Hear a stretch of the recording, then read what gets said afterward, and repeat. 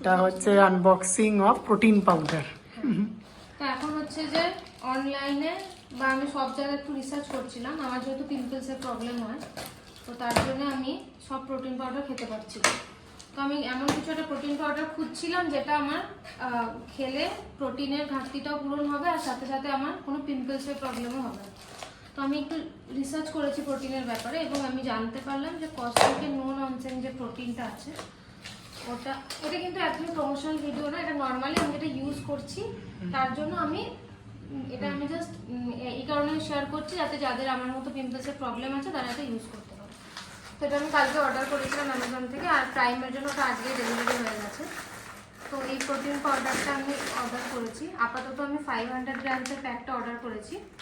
আর এটা হচ্ছে ফ্লেভার হচ্ছে চিকমাঙ্গালুর মোকা ফ্লেভারটা।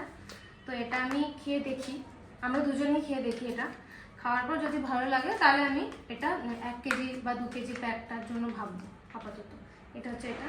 আর এর সাথে আমি আরেকটা জিনিস অর্ডার করেছি, সেটা হচ্ছে এটারই একটা কসমিকেরই একটা হ্যাপি গাট পাউডার, যেটা আমার গাটকে ভালো রাখার জন্য। কেন কি আমরা যতই মুখে কসমেটিক্স ইউজ করি বা মেডিসিন ইউজ করি, মেন পিম্পলসের যেটা প্রবলেমটা যেটা আমাদের হয় সেটা হচ্ছে আমাদের গাট হ্যাপি নয় গাটের প্রবলেমের জন্য। তো সেটাও আমি অর্ডার করি, সেটা এখনো আসেনি, আসলে সেটা আমি তোমাদের সাথে শেয়ার করবো। তো এটা হচ্ছে সেটা।